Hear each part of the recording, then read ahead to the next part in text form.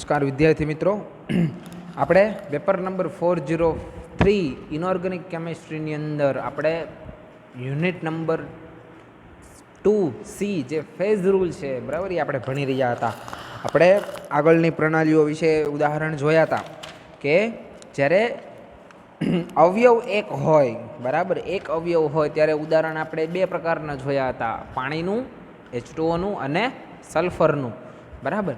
પછી દ્વિઅવયવની અંદર આપણે લેડ અને સિલ્વરનું ઉદાહરણ જોયું હતું.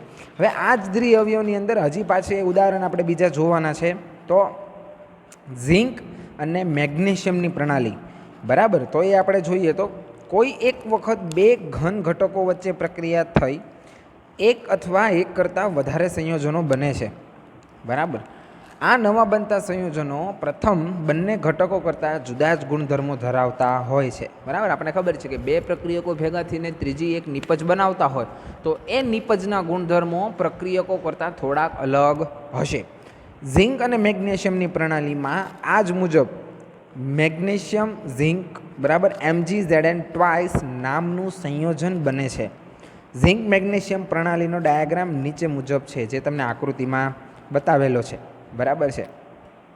ઝિંક પ્લસ નિપજ અને અહીંયા આગળ છે મેગ્નેશિયમ પ્લસ નિપજ બરાબર છે. આ વિસ્તારની અંદર મેગ્નેશિયમ જે છે એ પ્રવાહી અવસ્થામાં છે, આ વિસ્તારની અંદર ઝિંક જે છે એ પ્રવાહી અવસ્થામાં છે.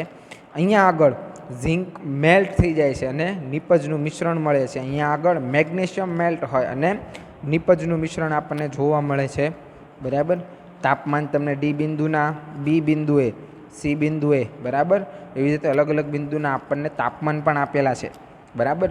અને પ્રાયોગિક પરિસ્થિતિની અંદર, પ્રાઇમરી અવસ્થાની અંદર બંને ઝિંક અને મેગ્નેશિયમનું પ્રમાણ કેવું છે, 100% પ્યોર હોય એવા પ્રક્રિયકો અહીંયા આગળ લીધેલા છે. અહીં ઝેડ અને મેગ્નેશિયમ વચ્ચે પ્રક્રિયા થઈ MgZn2 નામનું સંયોજન બને છે. ઝિંક મેગ્નેશિયમનું ઘટક પ્રમાણ નીચે મુજબ છે. ઝિંકનું પ્રમાણ છે 79% અને મેગ્નેશિયમનું પ્રમાણ છે 21%.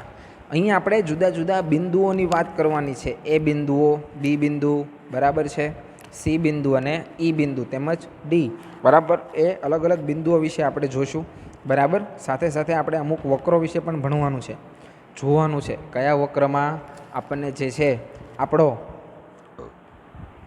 આપણો એ સમય એ બિંદુ પરનો, એ વક્ર પરનો મુક્તિ અંશનું મૂલ્ય કયું કયું મળે છે, કયા કયા પરિબળને ફેરફારો આપી શકાય છે બરાબર, એ આપણે જોવાનું છે. તો સૌથી પહેલાં આપણે બિંદુ જોવાનું છે એ બિંદુ. એ બિંદુ શુદ્ધ ઝિંકનું ગલન બિંદુ દર્શાવે છે બરાબર, અને એનું તાપમાન છે 420 ડિગ્રી સેલ્સિયસ. તો આપણે એસી વક્ર જોવાનું છે બરાબર છે, આ વક્ર આપણે જોવાનું છે.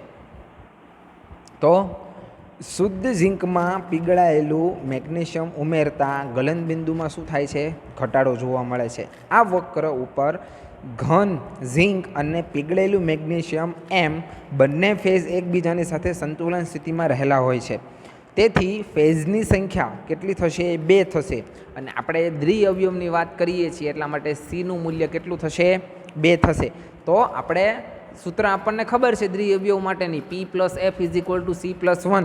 તો બંનેની કિંમત આમાં મૂકીએ તો આપણને મુક્તિ અંશની કિંમત મળશે 1. એટલે કે કોઈ પણ એક પરિબળની અંદર આપણે આ બિંદુ પર ફેરફાર આપી શકીએ છીએ. બિંદુ બીની વાત કરવાની છે. તો બિંદુ બી જે છે એવી જેમ આપણે એ બિંદુની વાત કરી હતી એવી જ રીતે બી બિંદુ જે છે બરાબર, એ મેગ્નેશિયમ માટે ઉત્કલન બિંદુની વાત છે બરાબર. તેમજ તે ત્યાં આગળ પ્યોર અવસ્થામાં છે બરાબર, અને ટેમ્પરેચર છે 650 ડિગ્રી સેલ્સિયસ. હવે BE વક્રની વાત કરીએ તો શુદ્ધ મેગ્નેશિયમની અંદર આપણે ઝિંકને ઉમેરવાનું છે, તો એના ગલન બિંદુમાં શું થશે, ઘટાડો થશે. આ વક્ર ઉપર જુદા જુદા તાપમાને મેગ્નેશિયમ અને ઝિંક જે છે એ એકબીજાની સાથે સંતુલન સ્થિતિમાં રહેલા છે. માટે આના વક્ર પર ફેઝ ટોટલ કેટલા થશે, તો કે 2 થશે બરાબર. અવયવ કેટલા થશે, તો કે 2 થશે. તો એફની કિંમત આપણને કેટલી મળે છે, ઉપર સૂત્ર કિંમત મૂક્યું હતું એવી જ રીતે આપણને મુક્તિ અંશ મળશે 1 બરાબર. તેથી આ વક્ર ઉપર એક પરિબળ જે છે એ ચલિત છે, અથવા તો એક પરિબળની અંદર આપણે ફેરફાર કરી શકીએ છીએ ડી બિંદુની વાત કરીએ તો ડી બિંદુએ નવું બનતું સંયોજન એટલે કે જે નિપજ મળે છે આપણને MgZn ટ્વાઇસ તેનું ગલનબિંદુ બતાવે છે 590 ડિગ્રી સેલ્સિયસ. તેની અંદર મેગ્નેશિયમનું પ્રમાણ 79% અને ઝિંકનું પ્રમાણ કેટલું છે 21% છે. ડીસી વક્ર આપણે જોઈએ તો અહીં આ વક્ર ઉપર MgZn ટ્વાઇસ અને પીગળેલો જે ઝિંક જે છે એ એકબીજાની સાથે સંતુલન અવસ્થામાં છે. બરાબર, તો એક નિપજ અને બીજું થયું ઝિંક, એટલે ફેઝ ટોટલ કેટલા થયા 2, અવયવ આપણી પાસે કેટલા છે 2, તો મુક્તિ અંશ કેટલો મળશે આપણને 1. બરાબર. સી બિંદુની આપણે વાત કરીએ તો એસી અને સીડી વક્ર માટે સી બિંદુ બંને છે એ ત્યાં આગળ ભેગા થાય છે. આ બિંદુએ 3 ફેઝ, એક તો ઝિંક, એક નિપજ અને પીગળેલો ઝિંક, એમ ફેઝ ટોટલ થશે 3. બરાબર, આ ત્રણેય એકબીજાની સાથે સંતુલનમાં આ બિંદુએ રહેલા છે. તો આ બિંદુમાં જે આપણને ફેઝ એટલે કે P બરાબર 3 અને અવયવ આપણી પાસે 2 છે. બરાબર, દ્વિઅવયવની વાત છે એટલા માટે સૂત્રમાં જો કિંમત મૂકીએ તો આપણને મુક્તિ અંશ મળશે 0. બરાબર, મુક્તિ અંશ આપણને કેટલો મળે છે 0 મળે છે. તેથી આ બિંદુએ ચોક્કસ તાપમાન 350 જેટલું જ રાખવું પડે છે. તેમાં કોઈ પણ પ્રકારનો ફેરફાર કરી શકાતો નથી. બરાબર, તે કોઈ પણ પ્રકારના પરિબળ ઉપર અનુસરતું નથી. ઈ બિંદુની વાત છે. આ બિંદુએ બીઈ વક્ર અને ડીઈ વક્ર ભેગા મળે છે.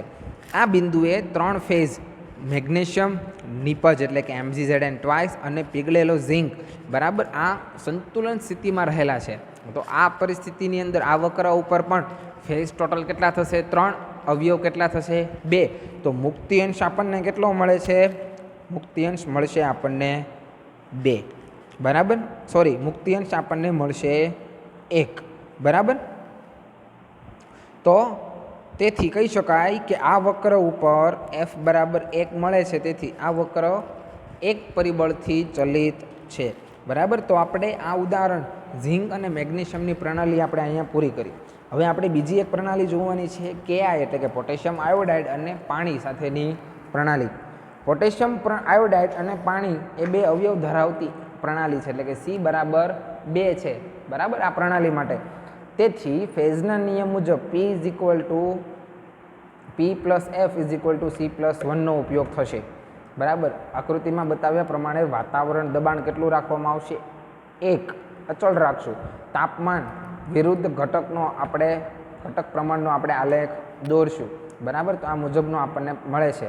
બરાબર, એ બિંદુએ પાણી, બરાબર, બી બિંદુએ KIનું દ્રાવણ અને સી જે છે એ ઘન KI પ્લસ બરફ એટલે કે ઘટક પ્રવાહીનું આપણને મૂલ્ય આપે છે. બરાબર, અલગ અલગ આપણને તાપમાન પણ અહીંયા આપેલા છે. બિંદુઓ આપણે જોવાના છે. એમાંનું એ બિંદુ તો કે આ બિંદુ ઉપર ઠારણ બિંદુ જે છે એ દર્શાવે છે. એક વાતાવરણ દબાણ જે છે ત્યારે બરફનું ગલન બિંદુ કેટલું હશે તો કે 0 ડિગ્રી સેલ્સિયસ જેટલું. બી બિંદુ છે ત્યાં આગળ KIનું ગલન બિંદુ આપણને બતાવેલું છે. તો આ બિંદુએ KIનું ગલન બિંદુ ખૂબ જ ઊંચું હોવાથી આપણે તેને દર્શાવી શકતા નથી. બરાબર, સી બિંદુની વાત કરીએ તો આ બિંદુએ એસી અને બીસી 2 વક્રો જે છે એ ભેગા થાય છે. આ બિંદુએ -22 ડિગ્રી સેલ્સિયસ તાપમાન રહેલું છે અને સી બિંદુએ બરફ અને KIનું પ્રમાણ સાથે છે. બરફનું પ્રમાણ કેટલું છે 48% અને KIનું પ્રમાણ છે 52%. આ બિંદુએ બરફ, KIનું દ્રાવણ અને ઘન KI એમ 3 ફેઝ ભેગા થાય છે. બરાબર, સંતુલન સ્થિતિની અંદર હાજર છે. તો P બરાબર આપણે કેટલા લઈ શકીએ 3, C બરાબર આપણી પાસે કેટલા છે 2, તો Fનું મૂલ્ય આપણે સૂત્રમાં મૂકતા કેટલું આપણને મળશે 0 થશે. તેથી સી બિંદુએ કોઈ પણ પરિબળ જે છે એને આપણે ફેરફાર કરી શકશું નહીં, કારણ કે જો ફેરફાર આપશું તો ફેઝની સંખ્યામાં ફેરફાર જોવા મળશે. બરાબર, હવે આપણે બિંદુઓ જોઈ લીધા A, B ને C. હવે આપણે વક્રની વાત કરીએ તો બરફમાં KI ઉમેરતા તેના ગલનબિંદુમાં ઘટાડો થાય છે, જેને બરફના ગલનબિંદુ દર્શાવતો વક્ર કહેવાય છે. આ વક્ર ઉપર KIનું દ્રાવણ અને બરફ એમ 2 ફેઝ હાજર છે. બરાબર, અને સંતુલન સ્થિતિમાં રહેલા છે. તેથી ફેઝની સંખ્યા કેટલી થશે 2, અવયવ આપણી પાસે કેટલા છે 2. માટે જો Fની કિંમત આપણે મેળવવી હોય તો Fની કિંમત આપણે સૂત્રમાં મૂકતા જવાબ મળશે આપણને 1. તેથી કહી શકાય કે ચોક્કસ તાપમાને ઘટક પ્રમાણ કેવું હોય છે, નિયત હોય છે. અને વધારે KI ઉમેરતા સી બિંદુ સુધી મળે, વક્ર જે છે આપણને સી બિંદુ સુધી મળે ત્યારબાદ અને KI ઘન સ્વરૂપે આપણને જુદા પડતા મળે છે. અને સી બિંદુએ તાપમાન આપણું કેટલું છે, -22 ડિગ્રી સેલ્સિયસ જેટલું. બીસી વક્રની આપણે વાત કરીએ, આ વક્રનું KI દ્રાવ્યતા વક્ર કહેવામાં આવે છે. KIનું વક્રતા દ્રાવ્ય કહેવાય છે. ઉષ્ણમાન તાપમાન જે છે તે વધારતા KIની દ્રાવ્યતા કેવી થઈ જાય છે, વધે છે. તેથી KIના દ્રાવણની સાંદ્રતા વધતી જાય છે અને KIનું દ્રાવણ સંતૃપ્ત બની ગયા બાદ KI ઉમેરતા તે ઘન સ્વરૂપે છૂટો પડે છે. આમ આ વક્ર ઉપર KIનું સંતૃપ્ત દ્રાવણ અને KI એમ બે ફેઝ એકબીજાથી સંતુલન સ્થિતિમાં જોવા મળે છે. ફેઝની સંખ્યા અહીંયા આગળ કેટલી છે, આપણે જોઈએ છીએ મુજબ 2, બરાબર. KIનું દ્રાવણ અને બરફ, બરાબર. અવયવ કેટલા થશે અહીંયા આપણી પાસે 2. તો સૂત્રમાં કિંમત મૂકતા આપણને મુક્તિ અંશ કેટલો મળશે, 1. એટલે કે કોઈ નિયત તાપમાને ઘટક પ્રમાણ જે છે એ ચોક્કસ હાજર હોય છે. વિસ્તારની વાત કરીએ તો એસી વક્ર ઉપરના ભાગમાં રહેલું વિસ્તાર જે છે એ KIનું મંદ દ્રાવણ દર્શાવે છે, જ્યારે બીસી વક્રની ઉપરનો ભાગ જે છે એ વિસ્તાર KI ઘન અવસ્થામાં રહેલો છે તે આપણને નિર્દેશ કરે છે, બરાબર. તો આપણું જે આ પ્રણાલીનું ઉદાહરણ હતું KI પોટેશિયમ આયોડાઇડ અને પાણીનું પ્રણાલીનું આખું ફેઝ, બરાબર. તો એ અહીંયા આગળ પૂરું થાય છે. પછી આપણે પ્રણાલી જોવાની છે FeCl3 અને H2O વચ્ચેની, બરાબર. આ પ્રણાલીમાં આપણને કુલ 8 પ્રકારના ફેઝ જોવા મળે છે. સૌથી પહેલું છે 2FeCl3 ઇન્ટુ 12H2O, બીજું છે 2FeCl3 ઇન્ટુ 7H2O, પછી છે 2FeCl3 ઇન્ટુ 5H2O, પછી ચોથું આવશે 2FeCl3 ઇન્ટુ 4H2O, પછી આવશે એનહાઇડ્રસ વ્યુત્પન્ન એટલે કે 2FeCl3 ઇન્ટુ H2O, છઠ્ઠું આવશે 2FeCl3 ઇન્ટુ H2O એટલે કે જે પ્રમાણે આપણે દ્રાવણ બનાવી શકતા હોય એ મુજબનું, બરાબર. એવી જ રીતે બરફ માટે પણ FeCl3 ઇન્ટુ H2O અને બાષ્પ માટે થશે FeCl3 ઇન્ટુ H2O એટલે કે અલગ અલગ તાપમાને આપણને અલગ અલગ ફેઝ, એમ ટોટલ 8 પ્રકારના આપણને ફેઝ કુલ જોવા મળશે.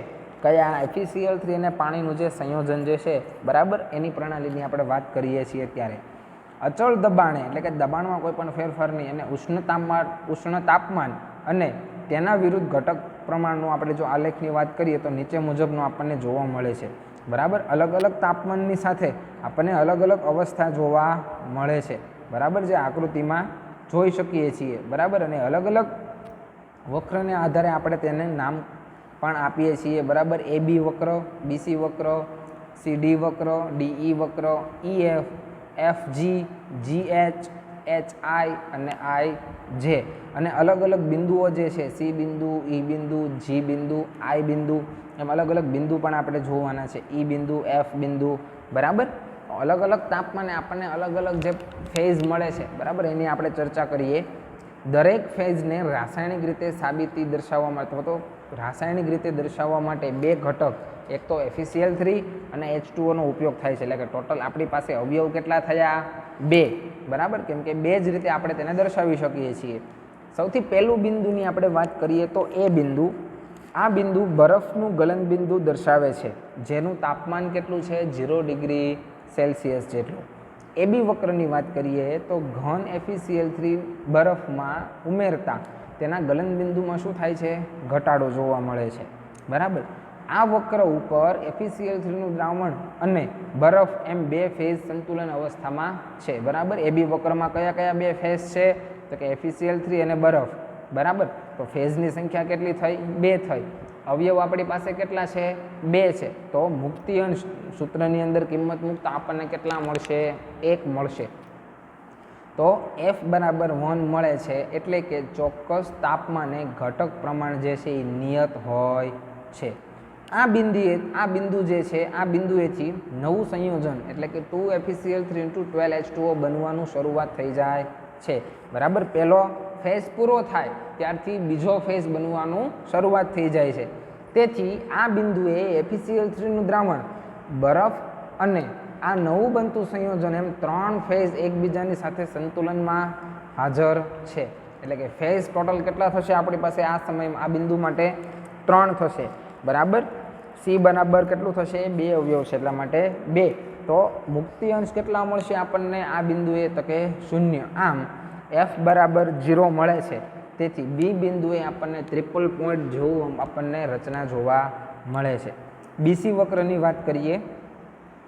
વધુ FeCl3 ઉમેરતા આપણને તાપમાન વધશે અને સાથે સાથે આપણને બીસી વક્ર પણ મળે છે. આ વક્ર એ 2FeCl3 × 12H2O નો દ્રવ્યતા વક્ર મળે છે. આ વક્ર ઉપર 2FeCl3 × 12H2O પહેલું ફેઝ અને FeCl3 નું દ્રાવણ એમ 2 ફેઝ હાજર છે. બરાબર. એટલે કે બીસી વક્ર માટે ફેઝ કેટલા થશે? 2. અવયવ કેટલા થશે? 2. તો મુક્તિ અંશ આપણને કેટલો મળે છે? 1 મળે છે. બરાબર. તો કહી શકાય કે આ વક્ર માટે અલગ કોઈ ચોક્કસ તાપમાને ઘટક પ્રમાણ કેવું હોય છે? ચોક્કસ અથવા તો નિયત હોય છે. સી બિંદુની વાત કરીએ તો આ બિંદુ માટે 2FeCl3 × 12H2O ગલન બિંદુ છે જે 37 ડિગ્રી સેલ્સિયસ જેટલું તેનું આ બિંદુએ તાપમાન છે. હવે સી બિંદુ માટે વક્ર કયા કયા બનશે? તો કે સીડી વક્ર. પહેલું તો આ વક્ર માટે 2FeCl3 × 12H2O નું ગલન બિંદુ દર્શાવતો આપણને વક્ર જોવા મળે છે. આ વક્ર ઉપર ફેઝ કયા કયા? તો કે 2FeCl3 × 12H2O પહેલું અને બીજું છે 2FeCl3. એમ 2 પ્રકારના ફેઝ આપણને જોવા મળશે. આમ 2 ફેઝ એકબીજાની સાથે સંતુલન સ્થિતિની અંદર રહેલા છે. એટલે કે પી બરાબર કેટલું થશે? 2 થશે. અવયવ કેટલા થશે આપણી પાસે? 2 થશે. બરાબર. તો મુક્તિ અંશ કિંમત મૂકતા આપણને કેટલો મળશે? મુક્તિ અંશ આપણને મળશે 1. બરાબર. તો આ વક્ર ઉપર આપણે કહી શકાય કે કોઈ પણ એક પરિબળ જે છે બરાબર એ ચલિત છે. એટલે કે એમાં તમે કોઈ પણ ફેરફાર આપી શકો છો.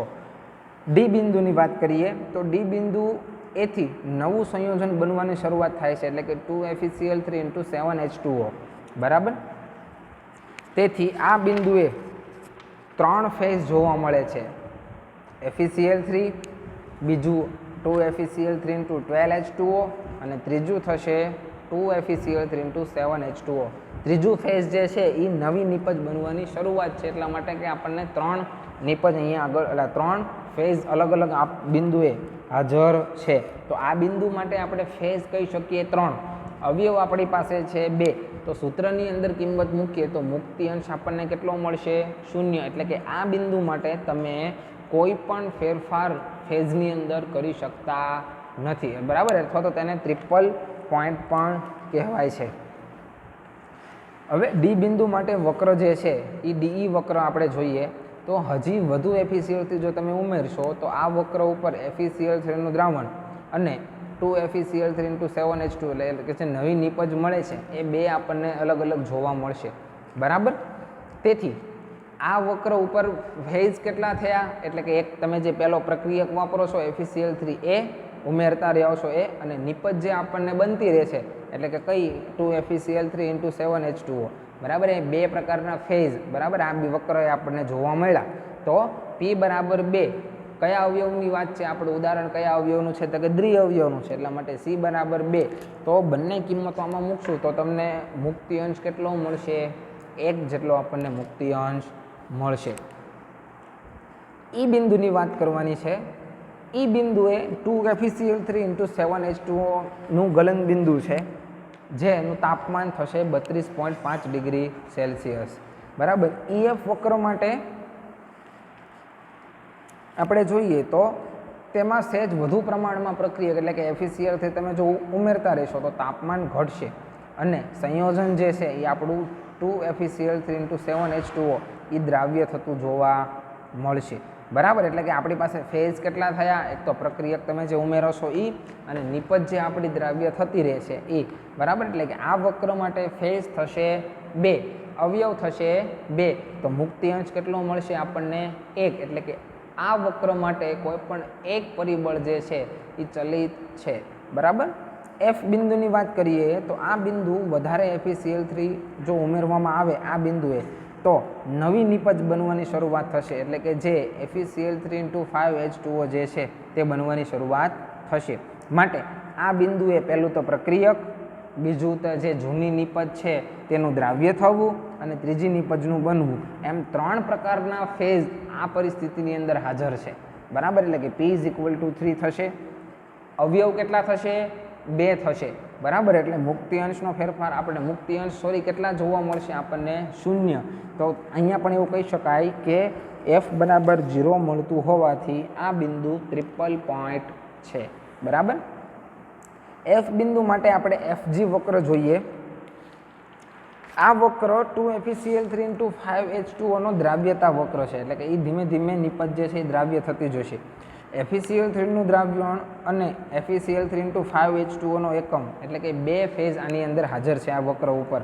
બરાબર, દ્વિઅવયવ છે એટલા માટે C બરાબર કેટલું થશે? 2. તો FG વક્ર માટે મુક્તિ અંશ કેટલો મળશે આપણને? 1, એટલે કે કોઈ પણ એક પરિબળ આની અંદર જવાબદાર છે. બરાબર, G બિંદુની વાત કરીએ તો આ બિંદુ 2FeCl3 × 5H2O નું ગલન બિંદુ છે. GH વક્રની વાત કરીએ તો 2FeCl3 × 5H2O નું ગલન બિંદુ દર્શાવતો વક્ર હોવાથી આ વક્ર ઉપર ફેઝ જોઈએ તો 2FeCl3 × 5H2O પ્લસ બીજું FeCl3 એટલે કે પ્રક્રિયક, એ 2 આપણને સંતુલનની અંદર જોવા મળે છે. એટલે કે P કેટલા થશે? 2. અવયવ આપણી પાસે કેટલા છે? તો કે 2. માટે સૂત્રની અંદર કિંમત મૂકશું તો આપણને મુક્તિ અંશ કેટલો મળશે? મુક્તિ અંશ આપણને મળશે 1. બરાબર, તો GH વક્ર માટે પણ આપણે એમ કહી શકાય કે એક પરિબળ જે છે એ ચલિત છે. H બિંદુની વાત કરીએ તો H બિંદુ એ પરિસ્થિતિ શું છે? તો કે અહીં વધુ FeCl3 એટલે કે પ્રક્રિયક તમે ઉમેરતા જશો એમ નવી નિપજ બનશે. કઈ નિપજ? 2FeCl3 × 4H2O. એટલે કે આ બિંદુએ આપણને 3 પોઈન્ટ જોવા મળશે. પહેલો તો પ્રક્રિયક, જૂની નિપજ અને નવી નિપજનું બનવું. બરાબર, એમ 3 પ્રકારના ફેઝ થશે. અવયવ આપણી પાસે છે 2. તો સૂત્રની અંદર જો કિંમત મૂકશું તો આપણને મુક્તિ અંશ કેટલો મળશે? 0. માટે F બરાબર આપણને શું મળશે? 0. એટલે કે એ ટ્રિપલ પોઈન્ટ તરીકે પણ કહી શકાય. અને H વક્ર માટે એટલે H બિંદુ માટે વક્ર છેલ્લો થશે HI વક્ર. આ વક્ર ઉપર 2FeCl3 × 4H2O નો દ્રાવ્યતા વક્ર છે, એટલે કે નવી નિપજ જે બને છે તેનો દ્રાવ્યતાનો વક્ર જોવા મળે છે. અહીં FeCl3 નું દ્રાવણ આપણે ઉમેરતા રહીએ છીએ એટલા માટે કે પહેલો ફેઝ, નવી નિપજ બને છે એટલા માટે કે તે બીજો ફેઝ. આ વક્ર ઉપર આપણને 2 જ પ્રકારના ફેઝ જોવા મળે છે. બરાબર, તો માટે આપણે સૂત્રની અંદર કિંમતમાં P બરાબર 2 અને C બરાબર પણ 2 આ કિંમતો મૂકી શકીએ.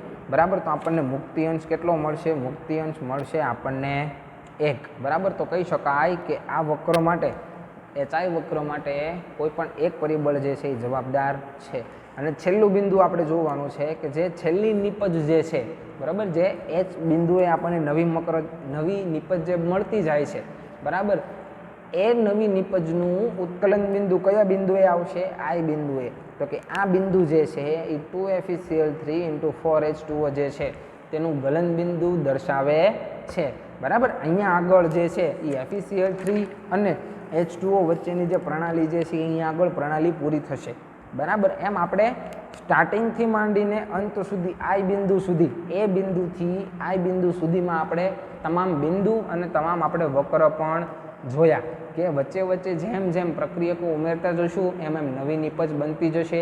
અમુક બિંદુએ, અમુક ઘણા બિંદુએ બરાબર 3 પ્રકારના ફેઝ આપણને જોવા મળે છે કે પ્રક્રિયક, જૂની નિપજનું દ્રાવ્ય થવું અને નવી નિપજનું સાથે સાથે બનતું જવું. બરાબર, એટલે આવી રીતે 2 ફેઝ, 3 ફેઝ એમ આપણને અલગ અલગ વક્ર, અલગ અલગ બિંદુએ આપણને અલગ અલગ જોવા મળે છે. મુક્તિ અંશ પણ આપણને અલગ અલગ જોવા મળે છે. બરાબર, તો અહીંયા આગળ આપણે જે આ યુનિટ હતું, આ યુનિટની અંદર આપણે જે પ્રણાલીઓ બધી અલગ અલગ જોવાની હતી એ આપણે અહીંયા આગળ પૂરી થાય છે. બરાબર, કોઈને પણ આ પ્રકરણમાં કંઈ પણ ડિફિકલ્ટી હોય તો તમે પૂછી શકો છો. બરાબર, અસ્તુ.